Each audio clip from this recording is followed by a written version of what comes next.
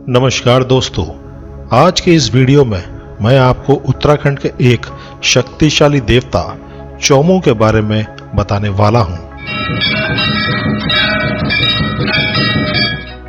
चौमू देवता का मूल स्थान चंपावत जनपद में गुम देश स्थित चमल देव में है, किंतु चंपावत के अतिरिक्त पिथौरागढ़ में वुड्डा के निकट चौपाता तथा अल्मोड़ा की रयूनी तथा द्वारसो पट्टियों और उनके निकटवर्ती इलाकों में भी इनका प्रभाव है।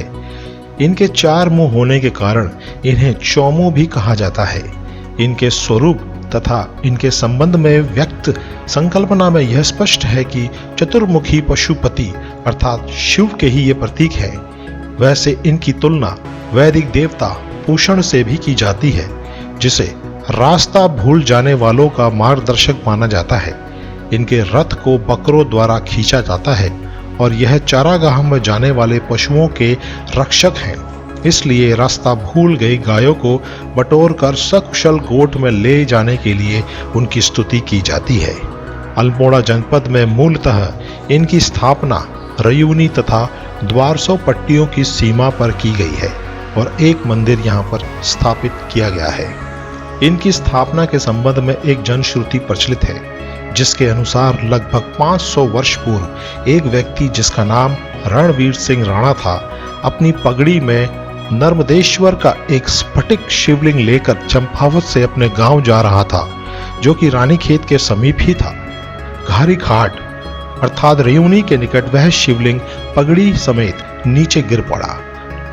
उसने उसे उठाकर पुनः सिर पर रखने का प्रयत्न किया, पर वह उसे उस स्थान से हिला भी नहीं सका। तब उसने आसपास से कुछ लोगों को बुलाकर इस निश्चय के साथ उसे एक बांज वृक्ष की जड़ में रखवा दिया कि अगले दिन आकर वह वहीं पर उसकी स्थापना कर देगा। किंतु इसके निमित्त जब वह अगले दिन वहां पहुंचा तो उसके आश्चर्य का ठिकाना नहीं रहा, जब उसने देखा कि रात में ही वह शिवलिंग वहां से उठकर रेयूनी तथा द्वारसों की सीमा पर एक छोटी सी पहाड़ी पर स्थित एक अन्य बांज वृक्ष की जड़ में स्थानांतरित हो गया था। जब गांव वालों को इस चमत्कारी घटना का पता चला तो उन्होंने सम्मिलित रूप से इसके लिए वहीं पर एक मंदिर निर्माण करवा दिया। चैत्र तथा अश्विन के नवरात्रों में यहाँ पर विशेष पूजाओं का आयोजन होता है, जिसमें चतुर्मुखी शिवलिंग के ऊपर दूध का अभिषेक किया जाता है तथा सैकड़ों दीप जलाए जाते हैं। साथ ही बकरी की भी बलि दी जाती है। बलि किए गए पशु का सिर इन दोनों गांवों में बांटे जाने का रिवाज है। वांछित कामनाओं के पूरा होने पर लोग यहाँ घंटियां भी चढ़ाते हैं। चितई और घोड़ाखाल के ग्वल देवता के मंदिरों के समान यहाँ भी अनगिनत घंटियां देखी जा सकती हैं। परंपरागत रूप से द्वारसो तथा रेवनी से नई गाय खरीदने पर खरीदार के लिए अपने गांव में इनकी पूजा करना आवश्यक माना जाता है। वहां के लोगों की भी ये मान्यता है कि जब तक इस पर गाय का दूध चढ़ता रहेगा, उसकी निरंतर वंशावृद्धि होती रहेगी। यह भी माना जाता है कि जो लोग ऐसा नहीं करते, उनके दूध पर ना तो मलाई जमती है, ना ही दही जमता है। यह भी विश्वास किया जाता है कि नव प्रसूता गाय का अशौचल काल अर्थात 10 दिन का तथा सायंकाल का बासी या मिलावट वाला दूध चढ़ाने से पशु हानि होती है। पशुओं के खो जाने पर इनकी मनौती मानने से वे अपने आप घर आ जाते हैं। पहले जब ये पशुचारक लोग शीतकाल में भाबर के निचले क्षेत्रों में जाया करते थे तो गायों के खूंटों को चौमू का प्रतिनिधि मानकर उनकी पूजा किया करते थे, अन्यथा पशु हानि होने की संभावना रहती थी। जो गाय चौमू को चढ़ाई गई होती है उसका दूध शाम को नहीं पिया जाता है।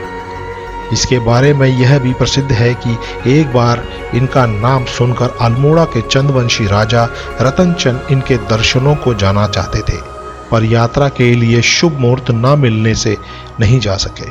तब चौमू ने स्वप्न में आकर राजा से कहा, मैं यहाँ का राजा हूँ, तू नहीं, तू क्या मेरी पूजा करेगा? कहते हैं राजा फिर नहीं गए। रेवनी तथा द्वारसों के अलावा चौमू चंपावत जनपद की गुमदेश पट्टी, सोर की सोन पट्टी तथा काली के उस पार से पश्चिम नेपाल के इलाके का भी एक बहुमान्य देवता है।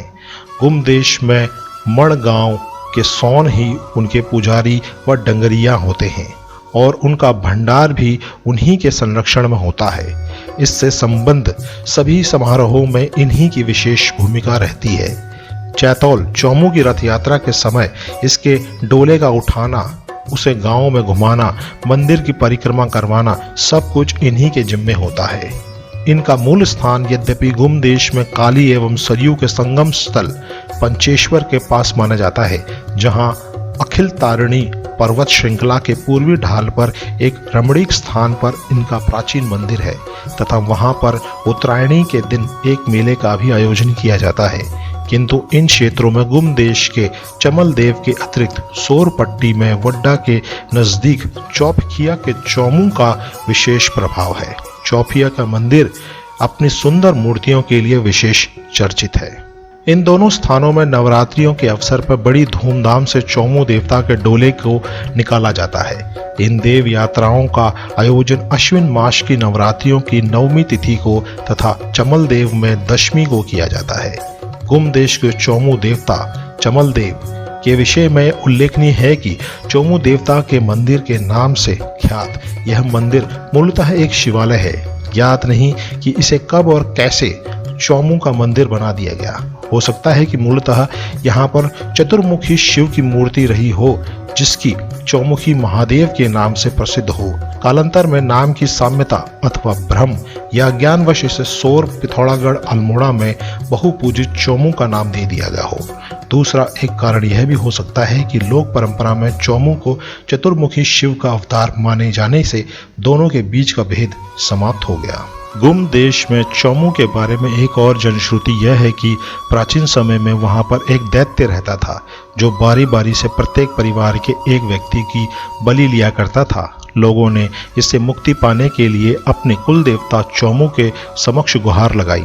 चौमू देवता ने अपने 2 गणों को वहां भेजा, किंतु शक्तिशाली दैत्य ने एक की तो जीभ काट डाली, जिसे वह लाटा अर्थात गूंगा कहलाया जाने लगा, तथा दूसरे का पैर तोड़ दिया। अंत गोतवा उसके अत्याचारों से तंग आकर चौमू देवता के अनुरोध पर देवताओं ने उसे मारकर चमल देव के प्रांगण में गाड़ दिया। आज भी जब चौमू देवता का डोला चमल देव में पहुंचता है तो उसका धामी इस स्थान पर अपने दंड से एक प्रहार करता है।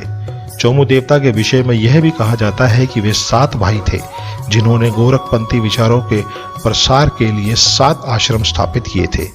काली के उस पार के क्षेत्र में चौमू के प्रभाव के बारे में भी देखा जाता है कि वहां पर धूमकुड़ी, सुराड़ एवं संतोला आदि में इसके मंदिर हैं और चैतौल के अवसर पर वहां के लोग चमल देव में आकर इनकी पूजा करते हैं। जय चौमू देवता, जय देवभूमि उत्तराखंड।